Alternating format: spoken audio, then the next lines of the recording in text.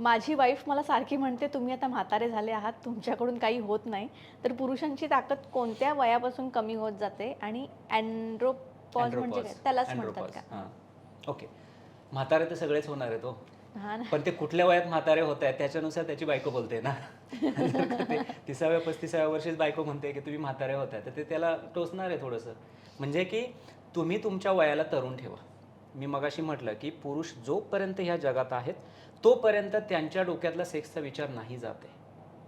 त्यांचा sperm production आणि त्यांचं टेस्टेस्टोरॉन भलेही कमी झालं तरी ते चालू असतं. त्यामुळं जेव्हा पण तो पुरुष करणार आहे, जे काही करणार आहे, तो पुरुष म्हणूनच करणार आहे. कारण निसर्गाने त्याला तसं बनवलंय. पण जेव्हा बायकोचा रिस्पॉन्स येतो की म्हातारं झालं म्हणजे काहीतरी कमी पडतंय.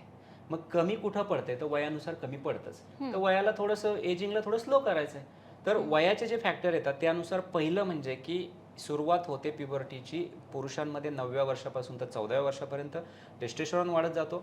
तर ती प्युबर्टी कंप्लीट झाल्यानंतर अजून टेस्टोस्टेरॉन 21 पर्यंत वाढत जातो. 21 ते 29 गोल्डन इयर्स. तर मी सांगेल की सगळ्यात चांगला सेक्स 21 ते 29 मध्ये होतो. म्हणजे ॲटलिस्ट तिथं तरी कोणी बायकोने नवऱ्याला म्हातारं नाही म्हणायला पाहिजे. आणि त्याच्यानंतर मग 30ला गेलं की एक 25% स्ट्रेंथ कमी होते. 35च्या आसपास तर सेकंड राऊंड पण बंद होतो. 40ला गेल्यानंतर हे सगळे डिसीजेस ॲड होतात. डायबिटीज, बीपी किंवा वेट गेन होतं.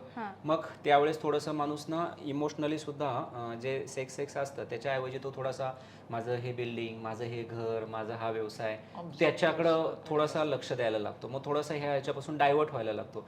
आणि बायकोला पण असं वाटायला लागतं की हे पहिल्यासारखे नाही राहिले, माझ्याकडे पहिल्यासारखं लक्ष, म्हणजे मग दोघांमध्ये थोडासा दुरावा निर्माण व्हायला. आणि हेच ते एज असतं की जिथं कदाचित आपण ऑनलाईन पण किंवा काही रील वगैरे पण येतात की 40च्या आसपास किंवा 35-40 नंतर थोडेसे एक्स्ट्रा मॅरिटल अफेअर वाढायला लागतात किंवा मग इव्हन त्या वयात पण डिवोर्स व्हायला लागले, जे पूर्वी ॲक्च्युली लवकर व्हायचे किंवा नंतर एकदा जोडपे ते एकत्र आले तर ते कायम राहायचे एकत्र. आता असं काही राहिलं नाही, डिवोर्स कधी पण होऊ शकतो. सो म्हणून या ठिकाणी आपल्या वयाला तरुण ठेवणं हे पुरुषाकडनं, because male always a active partner. बायकांनी 10 वर्ष सेक्स नाही केला ना तरी 11व्या वर्षी करू शकतात. पुरुषांचं असं नाहीये. बायको डिलिव्हरीला आईकडे गेली, समजा 6व्या-7व्या महिन्यात गेली प्रेग्नन्सीच्या, आणि तिकडनं परत बाळ 3-4 महिन्याचं झाल्यावर किंवा 6 महिन्यात झाल्यावर आली, तर तो पुरुष तिच्याबरोबर सेक्स करताना तो तसा नाही करू शकत जो पूर्वी करू शकत होता. एक तर का तर त्या स्त्रीमध्ये बदल झालेला असतात हे मान्य आहे, पण त्याला मधल्या काळात कधी कधी मास्टरबेशनची सवय लागते किंवा त्यावेळेस त्याला स्वतःला असं वाटतं की मी इतक्या दिवस मध्ये नाही केलं, माझं होईल की नाही होईल.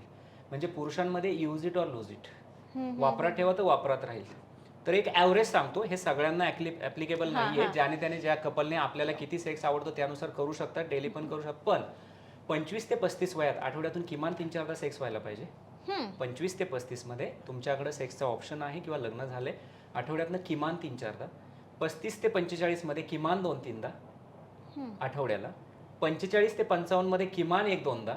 आणि 55-60 नंतर एकदा किंवा जमेल तसं. 55-60 नंतर जमेल तसं.